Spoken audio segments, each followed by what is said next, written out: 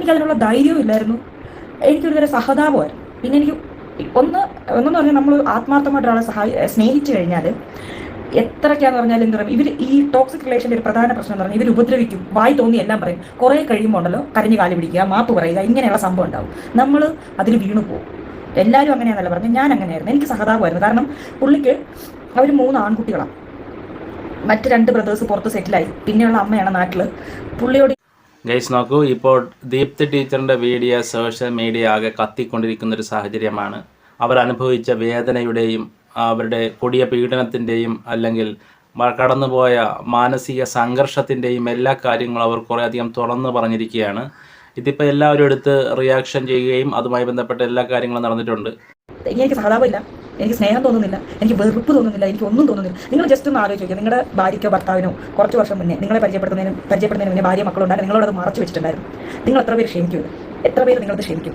അത് പോരാഞ്ഞിട്ട് ആജീവനാന്തം നമ്മളെ ഉപദ്രവിച്ചുകൊണ്ടിരിക്കുക, നമ്മളിതെല്ലാം സഹിച്ചുകൊണ്ടിരിക്കുക.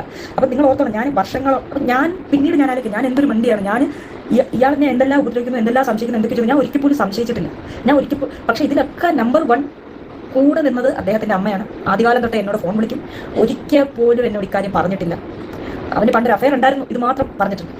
നോക്കി, ഇവർ ആദ്യമേ ഒരു ആൾ വിവാഹം കഴിക്കുന്നു, എന്നാൽ വിവാഹമായിട്ട് നടത്തുന്നില്ല, അവർ ലിവിങ് ടുഗദറായിട്ടാണ് നടത്തിക്കൊണ്ടിരിക്കുന്നത്. എന്നാൽ വിവാഹം രജിസ്റ്റർ ചെയ്യാൻ ഒരു താല്പര്യം ഇവർ രണ്ടുപേരും കാണിച്ചിട്ടില്ല.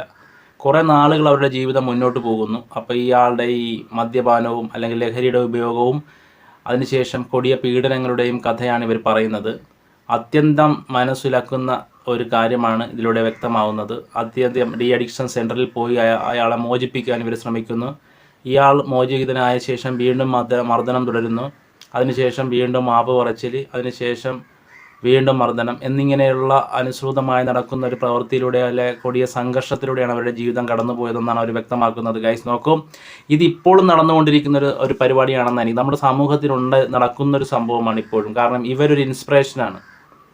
ദീപ്തി ടീച്ചർ ഒരു ഇൻസ്പിറേഷനായി സ്വീകരിച്ചുകൊണ്ട് വരുന്ന ആൾക്കാരെല്ലാവരും ഇതേ പാത തുണ്ടത് അവിടെ അവർ കടിച്ചു തൂങ്ങി അവരുടെ ജീവിതം വെറുതെ ഹോമിക്കുകയാണ്. ഒരു പ്രയോജനവും ഇല്ല. അതുകൊണ്ടെന്നാണ് ഈ ടീച്ചറിൻ്റെ ജീവിതം മനസ്സിലാക്കുന്നത്.